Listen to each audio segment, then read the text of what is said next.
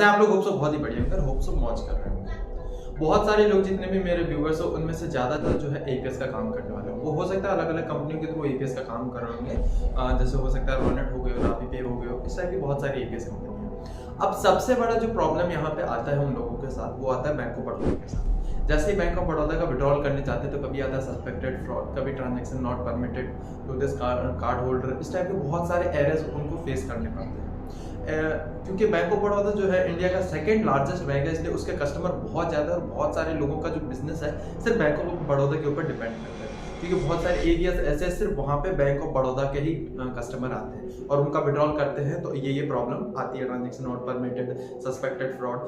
अब यहाँ पे रिटेलर क्या समझता है कि वो बंदा जो भी एपीएस कंपनी यूज कर रहा है ये उसका फॉल्ट है, बट ऐसा नहीं है। आपके पास कोई भी एपीएस कंपनी हो, अगर आप उससे बैंक ऑफ बड़ौदा का विड्रॉल करते हैं और उनके में suspected fraud, transaction not permitted, ये सब प्रॉब्लम आते हैं, तो आपको मैं एक चीज सजेस्ट करूंगा, दूसरी कंपनी में आप स्विच करने के बजाय आप ये बिल्कुल भी मत सोचिए कि हम दूसरी कंपनी में स्विच करेंगे तभी हमारे प्रॉब्लम सॉल्व हो जाए। ऐसा नहीं है। आप स्विच करेंगे अदर कंपनी में तो प्रॉब्लम का सॉल्यूशन नहीं मिलेगा। अब ये प्रॉब्लम क्यों आ रहा है, इसका सॉल्यूशन क्या है, सारी डिटेल वीडियो में आगे तक बताएंगे, तो वीडियो बिल्कुल भी स्किप मत कीजिएगा और जितना हो सके इस वीडियो को अपने दोस्तों के साथ जरूर शेयर कर दीजिए ताकि उनकी भी हेल्प हो सके। और वीडियो को बिना लाइक करे बिल्कुल भी मत जाइए। तो चैनल पर नए हैं, नीचे एक लाल बटन देख रहे हो तो प्लीज से प्लीज चैनल को सब्सक्राइब कर दीजिए।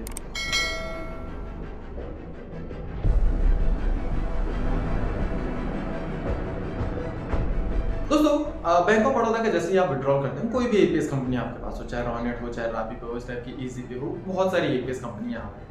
अब जैसे ही आप विड्रॉल करने जाते हैं तो या तो ट्रांजैक्शन नॉट परमिटेड बताता है या सस्पेक्टेड फ्रॉड बताता है। तो ऐसी कंडीशन में आप लोग क्या सोचते हैं कि जो हम एपीएस कंपनी यूज कर रहे हैं उसमें कमी है, हमें अपनी कंपनी को स्विच करना चाहिए ताकि हम ट्रांजैक्शन कर पाएं। बट इसका आंसर है नो। आप कोई भी एपीएस कंपनी करो, ट्रांजैक्शन बैंक ऑफ बड़ौदा क्या करते हो, अगर प्रॉब्लम आते हैं तो उनमें जो एपीएस कंपनी है उनका कोई भी फॉल्ट नहीं रहता। क्योंकि आप भी जानते हैं, आप भी अगर एपीएस कंपनी, अगर कोई जैसे मान लो आप किसी एपीएस कंपनी के ऑनर हो या मैं भी हूं, तो मैं नहीं चाहूंगा कि मेरे थ्रू मैं बैंक ऑफ बड़ौदा के ट्रांजैक्शन नहीं करूँ। क्योंकि अगर मान लो मैं बैंक ऑफ बड़ौदा के ट्रांजैक्शन नहीं करने दूंगा तो इसमें नुकसान मेरा है, मेरा कस्टमर टूटेगा, मेरा जो कमीशन है वो मुझे नहीं आएगा। तो ये तो क्लियर हो गया कि कोई भी एपीएस कंपनी का यहाँ पे फॉल्ट नहीं है बैंक ऑफ बड़ौदा के ट्रांजैक्शन में। अब यहाँ पे आता है कि ये फिर क्यों हो रहा है, अगर बैंक ऑफ बड़ौदा का, अगर एपीएस कंपनी का यहाँ पे फॉल्ट नहीं है तो किसका? यहाँ पे सबसे बड़ी कमी है बैंक ऑफ बड़ौदा की, वो सब कस्टमरों के नाक में दम करके रखी।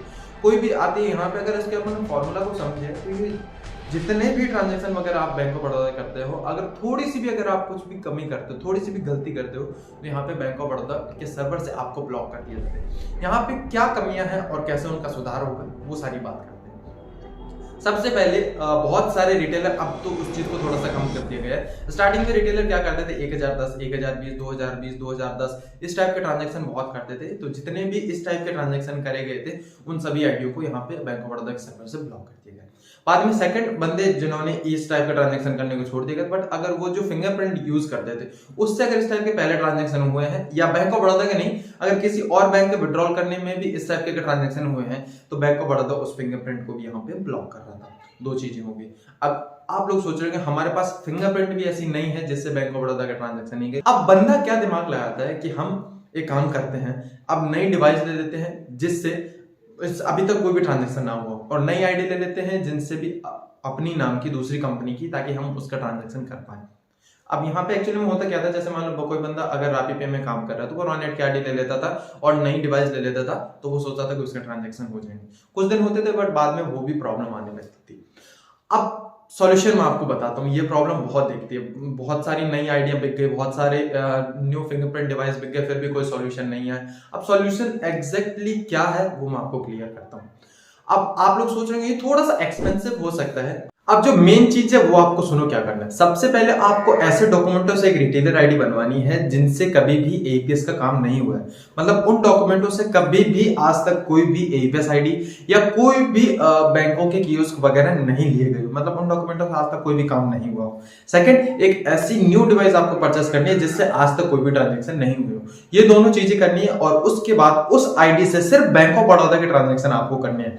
ध्यान रहे, अदर किसी भी बैंकों के ट्रांजेक्शन आपको नहीं करने हैं। जैसे अदर मान लो, जैसे एग्जांपल के तौर पे अगर आपके पास 10 कस्टमर आते हैं दिन में और 10 में से अगर 8 बैंक ऑफ बड़ौदा के आते हैं और 2 अगर किसी और बैंक के आते हैं, तो 8 के ट्रांजेक्शन जो है आप इस डिवाइस से कीजिए। अदर दो ट्रांजेक्शन है वो आप अपनी ओल्ड डिवाइस से कर सकते हैं, उसमें कोई भी दिक्कत नहीं है, बट कस्टमरों के बैंक ऑफ बड़ौदा के ट्रांजैक्शन ही उस डिवाइस से करने हैं।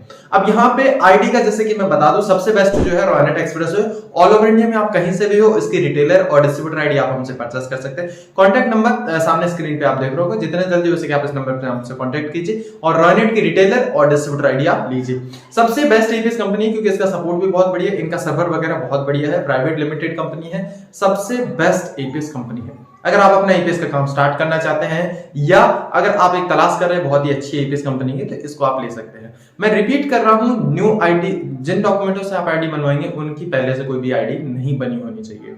और इस जो न्यू आईडी आप लोगे, जैसे एग्जांपल के तौर पर अगर आप रॉयनेट की आईडी लेंगे तो इस आईडी से सिर्फ बड़ौदा के आप ट्रांजैक्शन कीजिएगा, अदर किसी भी बैंकों का विड्रॉल इससे नहीं कीजिएगा।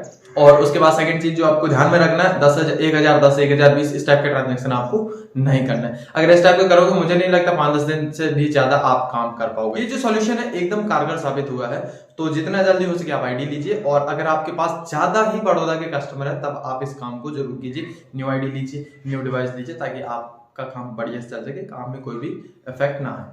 जितना जल्दी हो सके आईडी लीजिए। अब जिन बंदों के पास जितने भी रिटेलर वगैरह हैं, जितने भी लोगों के पास बैंक ऑफ बड़ौदा के ज्यादा कस्टमर है, ये उनके लिए थोड़ा कारगर ज्यादा साबित होगा। सिर्फ एक डिवाइस से ट्रांजैक्शन कीजिएगा। अगर आप मोबाइल यूज करते हैं, सिर्फ मोबाइल में उस आईडी को लॉगिन कीजिएगा, जो भी नई एपीएस आईडी आप ले रहे हो। मैं सजेस्ट रॉयनेट ही करूंगा, क्योंकि अभी उनका सपोर्ट भी बहुत बढ़िया चल रहा है, उनका सर्वर वगैरह बहुत अच्छा है। कुछ अगर मान लो आप कंपनी अगर घटिया ले लोगे जिनका सर्वर ही काम का नहीं रहेगा, तो आपको ही दिक्कत पड़ेगी आगे जाके। तो और अगर मान लो आप लैपटॉप यूज करते हो, तो सिर्फ उस आईडी को लैपटॉप में ही लॉगिन रखिएगा, ताकि आपको कोई भी प्रॉब्लम यहाँ पे ना आए।